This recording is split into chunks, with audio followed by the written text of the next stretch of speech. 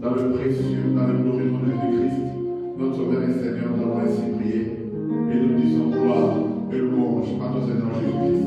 Gloire et louange à toi, Seigneur Jésus-Christ. Amen. Amen. Est-ce qu'on peut acclamer le Seigneur?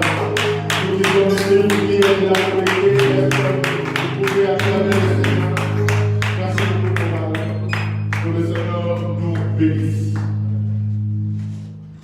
Alors, nous sommes dans un culte un peu particulier parce que, comme vous le savez, nous sommes dans le contexte du confinement où on ne peut pas nous réunir comme d'habitude. Alors, nous avons limité au strict minimum la présence de personnes dans le lieu du culte, mais nous pouvons apporter la parole dans vos maisons au travers de ce Facebook Live. Donc j'espère que vous êtes confortablement assis et surtout concentrés pour suivre le message que Dieu a mis dans nos cœurs pour vous le transmettre ce matin. Je dis un grand merci à la chorale qui nous a merveilleusement conduits dans cette première partie du culte. Donc je vais sans plus tarder vous inviter à lire la parole du Seigneur. Je vais nous proposer 3 portions des Écritures ce matin, même 4. Nous allons commencer par l'évangile de Matthieu, chapitre 3. Nous allons lire le verset 1er et le verset 2e. Matthieu chapitre 3, Matthieu chapitre 3, du 1er verset jusqu'au 2e verset. Et puis nous lirons Matthieu chapitre 4 au verset 17e. Pour ceux qui écrivent, vous pouvez déjà aussi écrire Marc chapitre 11, 14 à 15. Et enfin, nous lirons Actes chapitre 1er, du 1er verset jusqu'au 3e verset. Si nous pouvons nous lever, pour nous qui sommes ici présents, pour honorer la parole. Même toi aussi chez toi, si tu veux honorer la parole, tu peux aussi t'élever pour lire ensemble avec nous. Et surtout pour être en communion avec nous. Matthieu chapitre 3, du 1er verset jusqu'au 2e verset. La Bible dit, en ce temps-là, parut Jean-Baptiste, prêchant dans le désert de Judée, il disait, répentez-vous, car le royaume des cieux est proche.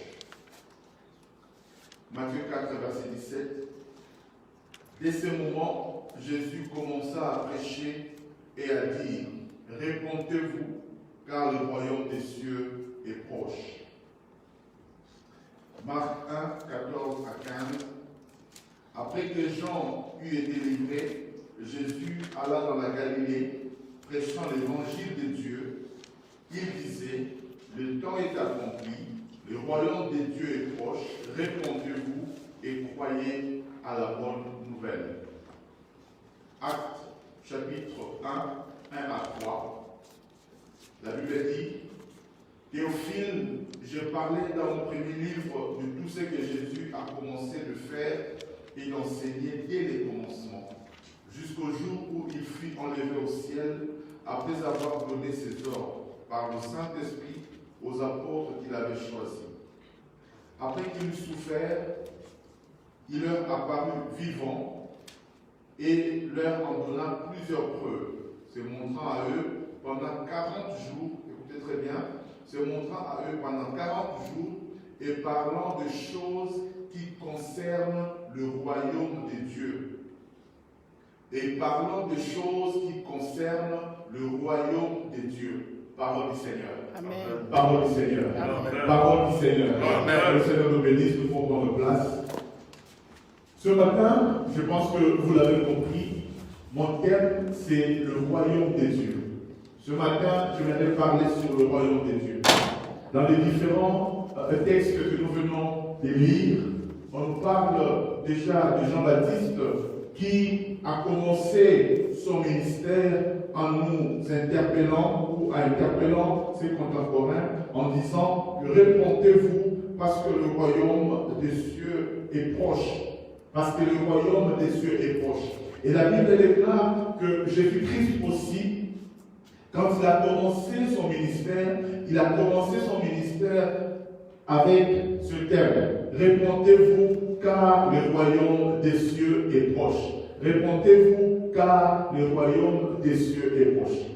Et ce qui est encore particulier ce point, c'est que quand même Jésus-Christ est mort, il est ressuscité, même après la résurrection, la Bible déclare que Jésus-Christ, qui s'est entretenu pendant presque 40 jours avec ses disciples, il ne leur parlait pas d'autre chose. La Bible dit qu'il a parlé des choses qui concernent le royaume de Dieu. Les choses qui concernent le royaume de Dieu. Et donc, nous voyons qu'aussi bien au début de son ministère, durant son ministère, à la fin de son ministère, Jésus ne parlait que du royaume de Dieu. Au fait, tout son message tournait autour du royaume de Dieu. Même quand il parlait de l'amour, au fait, ça concernait le royaume de Dieu. Même quand il parlait de la guérison, même quand il parlait de bonnes œuvres que nous devons produire, ça avait toujours un lien avec le royaume de Dieu. Donc, il est très important que nous comprenions c'est quoi le royaume de Dieu. C'est quoi le royaume de Dieu. Donc, durant quelques dimanches, je vais parler sur le royaume de Dieu. Dans la Bible, si nous considérons le message de Jésus, nous comprenons que le message du royaume de Dieu était son message principal. C'était son message fondamental. Tout tournait autour du royaume. Et même dans Matthieu, chapitre 6, verset 33, il nous dit « Recherchez d'abord le royaume des cieux ». Au fait, pour Jésus, le royaume des cieux était une priorité. C'était son message principal. L'évangile de Jésus ne concernait pas, je vais sûrement choquer quelqu'un, l'évangile de Jésus ne concernait pas le mariage, ne concernait pas les voitures, ne concernait pas les enfants, ne concernait pas les habits. L'évangile de Jésus concernait avant tout le royaume de Dieu. Alors, je ne suis pas en train de dire que parler sur le fait d'avoir des voitures, des maisons, de mariage est un péché, loin de là. Mais ce n'est pas une priorité. Ici, il est question de différencier les causes et les effets. Avoir un bon mariage, avoir un bon véhicule, ce sont des effets. Quand nous faisons partie du royaume des cieux, ce sont des choses que nous pouvons avoir. Mais ce ne sont pas des choses que nous devons rechercher. Ce ne sont que des effets. Ce qui est important, c'est de chercher à comprendre c'est quoi la cause. Qu'est-ce qui amène tout ça? Qu'est-ce qui amène tout ça? C'est le fait d'appartenir au royaume des cieux. C'est le fait d'appartenir au royaume de Dieu. La Bible dit recherchez premièrement le royaume des cieux et sa justice, et tout vous sera donné par-dessus. Bien-aimés dans le Seigneur, dans des temps comme celui-ci, dans des temps de troubles comme celui-ci, où le monde est perturbé, où le monde est dévasté par ce corona, si on ne croit au Seigneur que par rapport au manger, au boire, aux vêtements, nous sommes les plus malheureux des hommes. L'apôtre Paul dit, si ce n'est que dans cette vie que nous espérons en Christ, nous sommes les plus malheureux des hommes. Si toi tu viens à l'église que pour voiture, maison, mariage, tu es le plus malheureux des hommes. Parce que sans ça, même le païen les obtient sans prier. Alléluia. Le païen obtient de voitures, de maisons, de mariage sans prier. En fait, notre but en suivant Jésus, ce ne sont pas ces choses-là. Mais quand nous sommes en Christ, ce sont des choses qui peuvent nous accompagner. Alléluia. Quelle est la cause? Nous ne voulons pas nous contenter simplement des effets, mais nous voulons nous contenter aussi de causes.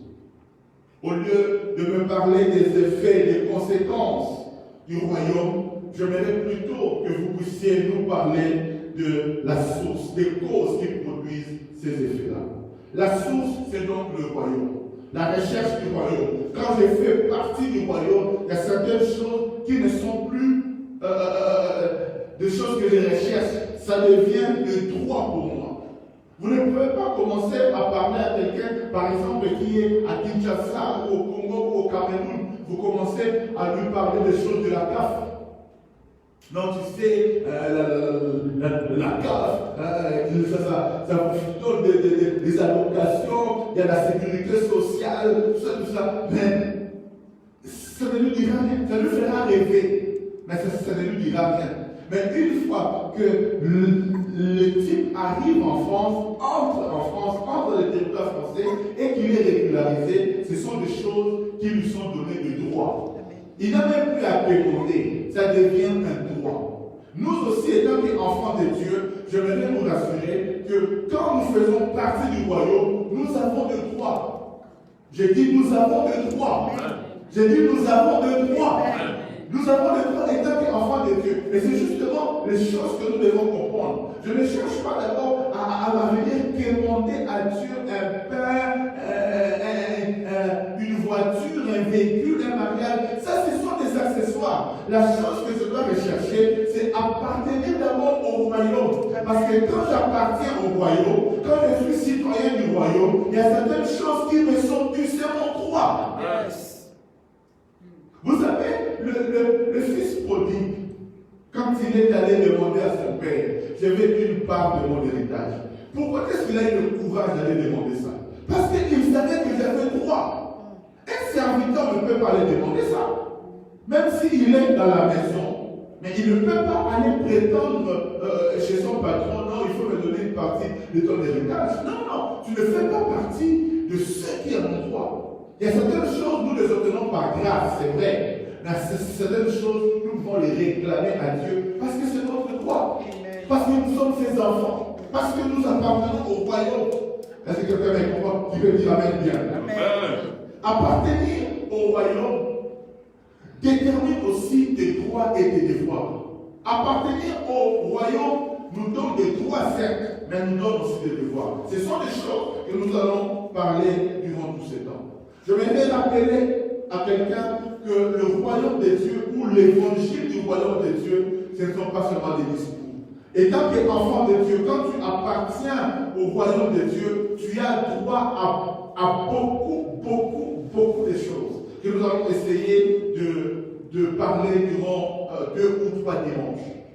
Au fait, la priorité ici, ce n'est pas de commencer à visualiser le bien de ce monde. Ce n'est pas ça le but.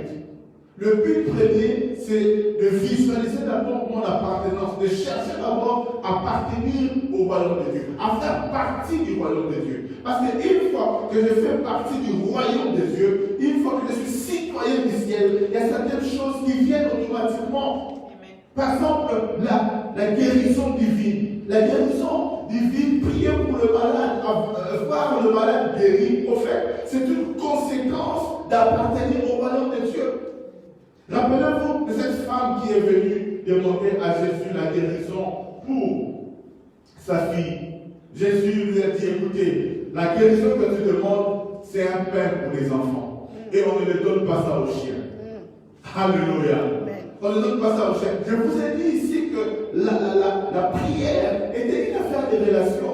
Quand cette femme est venue demander à Jésus, Jésus guérit ma fille.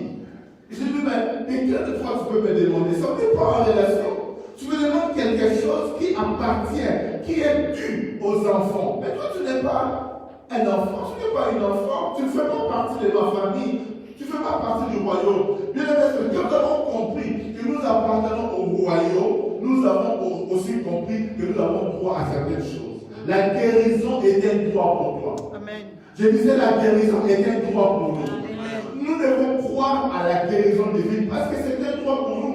Aucun enfant se lève le matin et commence à demander à son père un pain. Il sait que j'ai droit au pain. Il sait que le matin je dois manger. Il sait qu'à midi je dois manger. Il sait que le soir je dois manger. Il sait que c'est son droit.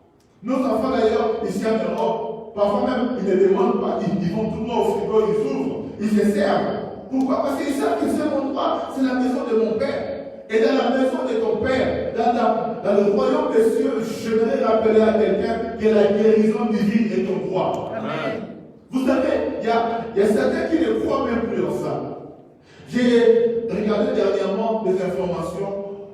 On me disait qu'il y a plus de 100 000 personnes qui ont droit aux allocations, mais qui ne les demandent pas. Beaucoup ont droit aux allocations, qui ont droit aux aides de la CAF, de l'assurance maladie, mais ils ne les demandent pas. Parce que certains les ignorent. Et là, quand tu ignores tes droits, tu souffriras alors que tu as droit à ça. Alléluia. Tu as droit à ça. On me raconte l'histoire d'une femme qui a fait le voyage de Kinshasa jusqu'à Goma, à peu près 450 km, avec son sac sur la tête. Et pourtant, il avait acheté le billet du bus. Il a acheté le billet du bus, et quand il est entré avec son sac, non, non, madame, donne-nous ton sac. Non, non, non, non, je tiens mon sac. Il tient son sac. Il a voyagé durant tous les trajets, 450 km avec son sac sur la tête. Et ça pesait. Et en fait, quand il arrive, on lui dit, mais madame, pourquoi tu as voyagé avec ton sac sur la tête comme ça durant tout le voyage? Il dit, mais parce que j'avais seulement acheté un seul billet et je n'avais pas acheté le billet pour le sac. On dit, mais madame, dans les billets que tu as achetés, les sacs étaient compris. Tu avais droit que ton sac, on le mette dans le sous-tabagage que tu vas libre. Amen. Alléluia. Et on me parle aussi d'un Guinois qui pour la première fois prenait l'avion pour venir en Belgique. Alors il n'avait pas beaucoup d'argent avec lui. Alors il s'est dit, avec le peu d'argent que j'ai, ça me suffirait juste pour payer les taxis, appeler quand je vais arriver pour qu'on vienne me récupérer à l'aéroport. Alors il entre dans l'avion 8 heures de vol. Quand les hôtesses viennent, monsieur, vous allez prendre du thé, du café? Non, non, non, merci. Vous allez manger? Non, je ne mange pas. En fait, lui, il pensait que le thé et le café, il fallait encore ajouter un peu d'argent. Il pensait que le manger, là, il fallait payer. Alors, comme il n'avait pas assez d'argent, il dit, non, moi, je ne parle, je ne mange pas, je vais juste arriver, puis prendre ce que j'ai pour appeler. Et puis, dès qu'il commence à atterrir, vraiment, ça commençait à chauffer là. Il demande à son procès, je ne peux pas prendre le pain que tu as laissé là. Il dit, mais tout à l'heure, on t'a proposé à manger, pourquoi tu ne l'as pas pris? Moi, je n'ai pas d'argent trop. Mais dans le billet que tu as acheté, la nourriture est comprise, les boissons sont comprises, le café, les thés sont compris. On était déjà en train d'atterrir, et quand on atterrit, on ne sert plus. Quand tu ne connais pas tes droits, tu vas souffrir pour rien. Quand tu connais tes droits, tu vivras à l'aise. Il y a beaucoup d'enfants de Dieu qui vivent sous les niveaux que le Seigneur a prévus pour eux. Tout simplement parce qu'ils ne connaissent pas leurs droits. Je voudrais dire à quelqu'un, tu as le droit de vivre en bonne santé. Tu as le droit de vivre en bonne santé. J'insiste encore, tu as le droit de vivre en bonne santé. Quand on parle du salut dans la Bible, quand on parle de recevoir Jésus, d'être sauvé, le mot sauvé en hébreu ou en grec, on dit c'est sozo. Et quand on parle de sozo ou de salut, ce n'est pas seulement sauver tel que nous le percevons, sauver, être aller au ciel, non. Sozo veut aussi dire délivrer. Sozo veut aussi dire guérir. C'est-à-dire quand tu es sauvé, tu es délivré. Quand tu es sauvé, tu es guéri. Au fait, dans le salut, il y a aussi la guérison. Amen. Dans le salut, il y a aussi la délivrance. Yes. Voilà pourquoi quand tu donnes ta vie à Jésus, je voudrais te dire ceci, Dieu se charge de te délivrer. Je refuse à ce que les malédictions familiales, générationnelles continuent à me suivre. Quand je donne ma vie à Jésus, je dois avoir la certitude que je suis sauvé. Il y a certains qui courent encore derrière les délivrances, tout simplement parce qu'ils ne sont pas informés. Tu es en train de marcher avec ton sac, avec tes poids, alors que Dieu t'a dit, ceux qui sont fatigués, venez à moi. Vous tous êtes fatigués et chargés, je vous donnerai du repos. Je pose la question à quelqu'un, tu es venu chez qui? Chez qui es-tu venu? Si tu es venu chez Jésus, si tu as donné ta vie à Jésus, sache qu'il s'est chargé de tes fardeaux. Alléluia. Tous les liens qui t'empêchaient d'avancer, sache que le fait d'appartenir au royaume, le fait de donner ta vie à Jésus, te donne accès au royaume. Et quand tu entres au royaume, on te débarrasse de toutes les charges. Tout ce qui demande, c'est maintenant la connaissance de la vérité. Voilà pourquoi la Bible dit, vous connaîtrez la vérité et la vérité vous affranchira. Une vérité que tu ne connais pas encore, tu es esclave quelque part. Mais une fois que tu découvres la vérité, tu deviens libre. Quelqu'un peut la dire libre. Je fais partie du royaume de Dieu. Je fais partie du royaume de Dieu. Je disais, je fais partie du royaume de Dieu. Je disais, je fais partie du royaume de Dieu. Amen. La bonne nouvelle, c'est quoi? La bonne nouvelle, c'est quoi? Cette bonne nouvelle que Jean-Baptiste nous disait, cette bonne nouvelle que Jésus nous disait dans Marc 1, 14 à 15 que nous avons lu, il dit, répondez-vous et croyez à la bonne nouvelle. C'est quoi la bonne nouvelle? C'est quoi cette bonne nouvelle? Cette bonne nouvelle, en fait, c'est ce que Jean nous dit dans Jean 3, verset 16. Il nous dit, car Dieu, nous connaissons le verset, disons-le, car Dieu a tant aimé le monde qu'il a donné son Fils unique, afin que quiconque croit en lui ne périsse point, mais qu'il ait la vie éternelle. Est-ce que quelqu'un croit en Jésus ici? Alors, pourquoi c'est qu'on acclame un peu de Jésus?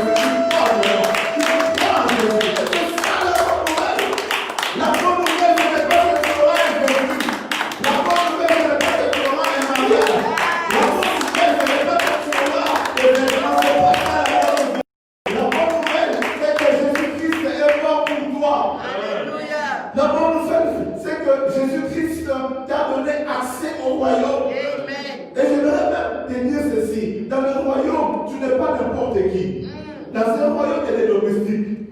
Dans un royaume, il y a des ouvriers. Mais quand dans le royaume, tu n'as pas n'importe quelle position.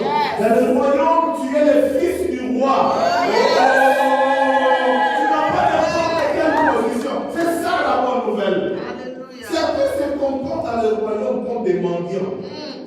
Certains se comportent dans le royaume comme des mendiants. Tu n'es pas un mendiant. Et il y a certaines choses, nous en avons droit. Et quand nous demandons à Dieu, nous devons rappeler à Dieu que nous avons droit à cela. Alléluia. Il y a des droits que les Français ont. Mais si tu ne vas pas à la CAF pour introduire ta demande, la CAF va gérer cela. Alléluia. Et nous sommes des enfants. Et quand tu es un enfant de Dieu, tu as un privilège. Vous savez, celui qui a déjà été un enfant, il ne peut plus devenir esclave. Même le fils prodigue, quand il est rentré, il se disait en lui-même, oh, je vais aller voir mon père, je lui dirai, traite-moi même comme l'un de tes serviteurs. En fait, nous étions des esclaves avant. Mais quand nous avons donné notre vie à Jésus, nous sommes devenus les enfants de Dieu. Quand nous le sommes devenus, nous les restons. Amen. L'enfant est venu voir le père, oh, vraiment, papa, traite-moi comme un de tes esclaves. Oh. Le père n'écoutait même pas ce qu'il disait. Le père ne posait même pas attention à ce qu'il disait. Lui, il parlait ici, le papa parlait au serviteur. Il dit, ramenez la robe, répétez-le. Parce que mon enfant reste mon enfant. Mon enfant reste mon enfant. Yaya, quand tu es un enfant de Dieu, tu as des droits extraordinaires.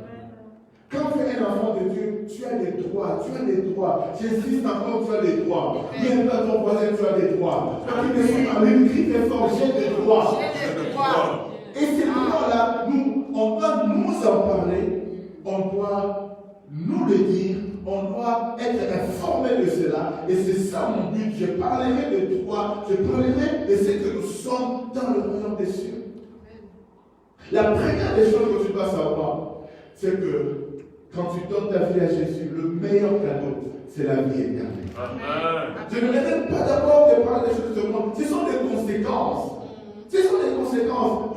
Vous savez, celui qui est dans le palais royal, le prince William, le prince Harry, il n'a même pas à s'inquiéter de quoi je vais m'habiller. Il n'a même pas à s'inquiéter de quoi je vais me vêtir, de quelle voiture je vais prendre. Non, ça ne lui passe pas par la tête. Il sait que jamais. Alléluia.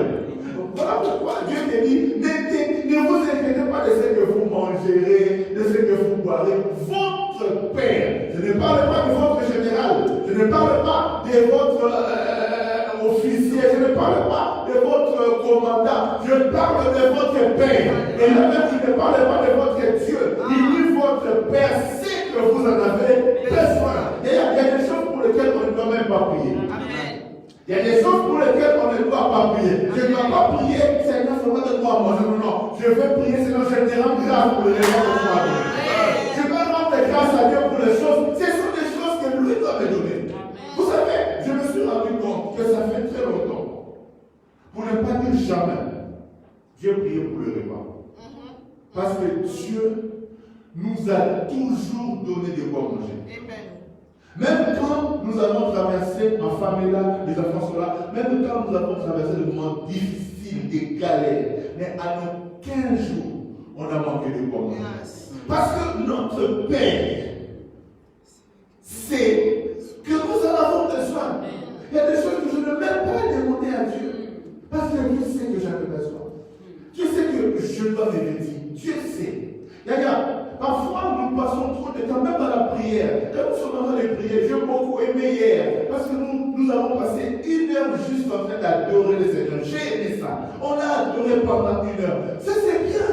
On ne peut pas passer tout notre temps, oh Seigneur, Seigneur, il a pas, Seigneur, les vêtements, et Seigneur, la nourriture, et Seigneur. Non, ce sont des futilités.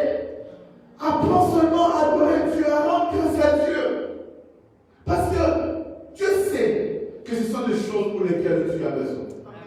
Imaginez un peu Jésus. Jésus savait, il savait qu'il avait droit, quand il prie, que le Père l'exauce. Quels que soient les cas qui se présentaient devant lui, Jésus ne tremblait pas. Imaginez devant la tombe de Lazare. Lazare mort. Lazare enterré. Lazare décomposé. Il y a des choses avant de prier, il faut être sûr. Alléluia. Mais il était tellement certain, en fait, j'ai dit, que Jésus arrive, écoutez sa prière, Père, je te rends grâce. Parce que tu m'exauces toujours. Lazare n'a pas la fièvre. Lazare n'a pas la Covid. Lazare n'a pas la toux. Lazare est mort. Lazare est enterré. Lazare décompose déjà. Mais le type il vient sain. Si c'était moi et moi, je vais d'abord jeter des 3 jours pour renforcer ma foi. Et quand je vais, je parle à l'âme. Mais lui, il vient calme. Il vient, c'est du pénal. Il dit, Père, je te rends grâce parce que tu m'exauces toujours. Lazare, dégage, sors. Et déjà sort. Et quand tu connais tes droits, tu ne fais plus les choses sous stress. On doit arrêter de vivre sous stress. D'ailleurs, la foi, c'est aussi ça. Reconnaissons d'abord que Dieu est notre Père. Reconnais d'abord que tu appartiens au royaume. Reconnais d'abord que je fais partie du royaume des cieux. Parfois, ce que nous dérange, c'est que la plupart d'entre nous, on n'est même pas conscient que nous faisons partie du royaume. La plupart d'entre nous, on n'est même pas sûr que nous faisons partie du royaume. On n'est pas sûr. On n'est pas sûr. Si tu sais, vous savez, c'est que j'aime aussi avec les Américains. Les Américains savent qu'ils font partie d'une grande nation. Tu vois, un Américain, même quand il n'est pas riche, mais le verra même quand on voyage. Tu sais, un Américain, même quand vous le croisez dans les aéroports, il te fait sentir qu'il est supérieur à toi. Toi, tu as mis en costume, cravate, parce que tout Congolais, quand il voyage, je ne sais pas si tu le verras en cravate, en costume. Mais tu verras un Américain en short, un t-shirt. Mais oh, brother, how are you? C'est-à-dire, il te fait sentir, moi je suis à l'aise. C'est-à-dire, il est tranquille, il est à l'aise. Il se sent confiant. Je suis américain. Je suis américain. I'm from the United States. Wow. Même toi, dès qu'il dit ça avec ton passeport congolais, c'est américain. Tu deviens complexé. Mais tu as une cravate, tu as un costume. Regarde, quand tu fais partie du royaume des cieux, le démon ne peut te décomplexer. Quand tu le vois, tu souris, parce que tu sais qu'est-ce que est supérieur à lui. Est-ce que tu le vois, tu peux dire amen bien. Prends conscience que j'ai fait partie du royaume. Et pas n'importe lequel. J'ai fait partie du royaume des cieux. J'appartiens à Dieu. J'ai en moi la vie éternelle. Je disais, la première bonne nouvelle, la première chose que tu dois savoir, quand tu appartiens au royaume des cieux, c'est que tu as la vie éternelle. Même si je meurs aujourd'hui, je sais que la vie est en moi. Je sais que la résurrection m'attend. Il y a beaucoup qui sont en train de trembler devant la Covid. Covid. Parce que certains doutent même, ne savent même pas qu'ils ont la vie éternelle. C'est quoi la vie éternelle? La vie éternelle, Jean chapitre 17, verset 3. Jean 17, verset 3. La Bible dit, oh, la vie éternelle, c'est qu'ils te connaissent, toi, le seul vrai Dieu, et celui que tu as envoyé, Jésus-Christ. Or, la vie éternelle, c'est qu'ils te connaissent, toi, le seul vrai Dieu, et celui que tu as envoyé, Jésus-Christ. Vous savez, la vie éternelle, ce n'est pas quelque chose que nous devons... Ça n'a pas des définitions complexes. La vie éternelle, Jésus-Christ nous dit, c'est le simple fait de connaître Dieu et de connaître celui qui l'a envoyé. Il s'agit de Jésus-Christ. Mais quand on parle de connaître ici, je ne parle pas de connaître de manière générale, superficielle. Je ne parle pas de connaître de manière juste intellectuelle, non. Parce que même le démon connaît que Dieu est là. Le démon sait que Jésus-Christ existe. La Bible dit, même le diable connaît que Dieu existe et il tremble. Je ne parle pas de connaître dans le sens de connaître de manière intellectuelle, non. Mais quand on parle de connaître, c'est connaître de manière intime. Vous savez, en hébreu, quand on parle de connaître, c'est vraiment dans le sens de connaître dans l'intimité. Quand on dit Adam connu Ève, ce n'est pas qu'il est connu des modes Bluetooth. Non, il est connu vraiment. Hein? C'est-à-dire, quand Adam connu Ève, c'est de manière intime. Et comme la Bible dit, nous avons la vie éternelle quand nous connaissons Dieu. Il ne s'agit pas de connaissances intellectuelles ou superficielles, non. Il s'agit de connaître Dieu de manière intime, d'avoir une relation avec lui, de connaître son envoyé Jésus-Christ. C'est-à-dire ne pas être informé seulement, un Jésus existe, un Jésus-Christ que tu te rappelles de lui que le 25 décembre, parce que tu sais que tu auras des cadeaux. Il ne s'agit pas de ça. Il s'agit de connaître Jésus, de connaître Dieu de manière intime, de manière profonde, d'avoir une relation avec lui. Et quand tu as une relation avec Jésus, tu as la vie éternelle. Tu as la vie éternelle. Et celui qui a une relation avec Dieu, celui qui connaît Dieu, ne parle pas de la même manière. Celui qui connaît Dieu ne se comporte pas de la même manière. Celui qui connaît Dieu dans son intimité, il doit absolument avoir un comportement qui s'ensuit. Tu ne peux pas connaître Dieu et vivre de n'importe quelle manière. Non! Quand tu connais Dieu, ta vie doit changer. Quand tu connais Dieu, ton langage va changer. Quand tu connais Dieu, tu sais que je suis en relation avec quelqu'un qui me défend, qui m'aime. Nous qui avons grandi au Congo, quand tu as des connaissances avec de personnalités, je ne parle pas de connaître. Vous savez, par exemple, chacun de nous, on peut dire que je connais Macron. Moi, je connais Macron. Je le connais comment? Je le connais comme le président de la République. Ça s'arrête là. Mais si je compose mon numéro, si je compose son numéro, bon déjà, je ne l'ai même pas. Mais si je le compose, il regarde sur son téléphone, ce sera une demande connue. Il peut ne pas répondre. Mais quand Brigitte Macron, qui connaît aussi Macron, quand il l'appelle, même en pleine réunion, il va décrocher. Parce qu'il connaît de qui il s'agit. Ils ont une relation. Quand nous avons une relation avec le Seigneur, je peux te dire que notre comportement, même notre attitude, même devant les difficultés, nous aurons une autre attitude. Pourquoi? Parce que je sais que Dieu me connaît et je le connais. Nous avons grandi à Kinshasa dans ce qu'on appelait les affaires des relations. Moi, je connais. Même quand un policier est arrêté, tu dis, tu fais des appels. Tu connais qui moi je connais. Et il y a même des gens qui indignaient les gens comme ça. Moi, je connaissais des gens qui étaient Moulouba. Il est Moulouba. Il s'appelait Chitoui. Mais tu vois, les gars commencent à s'appeler Marcel Beuman. Il se tape le nom de Christ. Tu vois, il fait un homme Ouakala. Pourquoi? Parce qu'il veut donner l'impression qu'il appartient la famille de Mobutu. Et pourtant, quand tu suis en profondeur, c'était l'aventure, c'était Moumba. Alléluia. Mais il veut prendre le nom de Bemani Mbaka. Pourquoi? Parce que quand les policiers l'arrêtent, il l'appelle déjà. Comment tu l'appelles? Je m'appelle Marcel Ekouta Baboko Kété. Il dit ça peut déjà faire peur. Alléluia. Dernièrement, on a arrêté un type qui avait des ressemblances avec le président Kabila. Je pense que vous l'avez suivi. Et ce type s'est fait passer pour le frère de Kabila. Et il influençait les gens. Il a même arnaqué les gens leur promettant des postes ministériels. Donc je vais parler avec mon grand frère, mais avant que je parle avec vous, je te donne le titre. Et il y a certains qui ont été fourrés comme ça.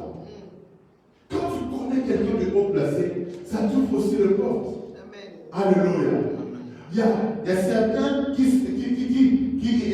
sont appelés par des présidents tout simplement parce qu'il a un carnet d'adresse. Comme il a un carnet d'adresse, on sait que non, il faut qu'on l'utilise parce qu'il a un agenda, il a un carnet d'adresse. D'ailleurs, nous aussi, nous sommes en relation avec le roi des rois. Nous sommes en relation avec le Seigneur des Seigneurs. Nous sommes en relation avec le Dieu créateur. Quand il demande la table, tu le regardes. Tu connais qui moi je connais.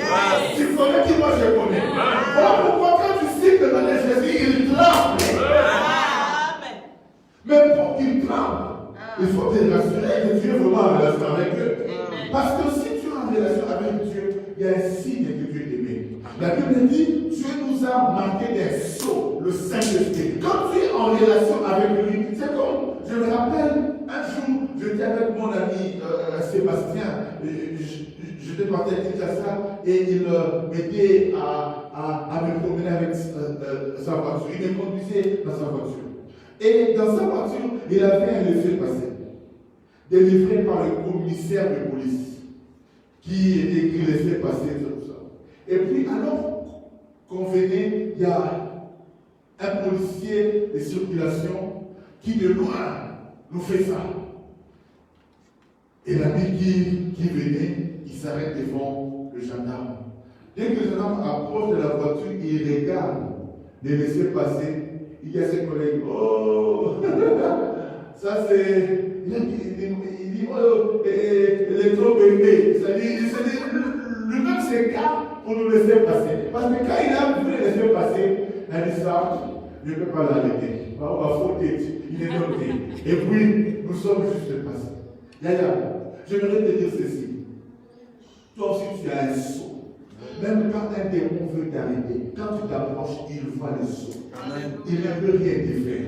D'ailleurs, quand tu dors en paix. Quand tu marches en paix. Parce que j'ai un saut. Vous savez, même quand la maladie vient là, et pour la maladie longue. Il y a des gens à qui la maladie, elle-même sait que je ne peux rien à ce corps. Parce que la maladie sait que par le meurtrissure de Jésus, elle a été déjà vaincue. Alléluia.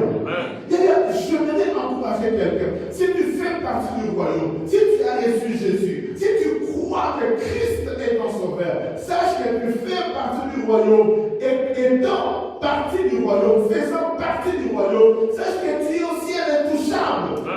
Il y a un saut, le saut du Saint-Esprit est sur toi. Quand le saut du Saint-Esprit n'est pas sur toi, tu peux prétendre. Vous savez, il y a une différence entre prétendre et être. La Bible nous parle, je pense, dans l'Acte chapitre 14, de fils de Sheba, qui eux aussi ont tenté de chasser les démons. Et les démons leur ont dit, Jésus-Christ on connaît. Paul on connaît. Mais vous qui êtes, vous n'êtes pas en relation avec le Seigneur. La Bible, les démons les ont fracassés, les ont tapés. Quand tu es en relation avec Dieu, tu peux réclamer tes droits. Là, j'étais juste en train d'introduire ce message sur le royaume des dieux. Appartenir au royaume des dieux, c'est vraiment un privilège. Quand tu es en relation avec le Seigneur, c'est vraiment un privilège. Dans ce message sur le royaume, le but de ce message, c'est amener chacun de nous, déjà à désirer appartenir au royaume pour ceux qui n'appartiennent pas encore au royaume.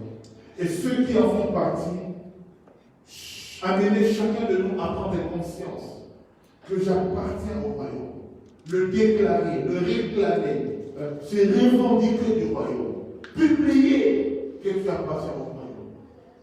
Être fier d'appartenir au royaume. Le second but de ce message, c'est découvrir notre identité en Christ. Découvrir notre identité en Christ. Troisième but, c'est découvrir nos droits et devoirs dans le royaume de Dieu. Voilà donc ce que nous allons étudier durant les 2 ou 3 prochains dimanches. Tout va tourner autour du royaume. Ce matin, j'ai voulu juste introduire ce message, vous mettre, comme on dit, l'eau dans la bouche. Et surtout, nous faire déjà comprendre que appartenir au royaume, c'est un privilège, c'est une grâce, c'est un bonheur. C'est un bonheur. Que le Seigneur bénisse. Amen. On va se lever pour bénir le Seigneur ce matin. Nous voulons dire à Dieu merci, merci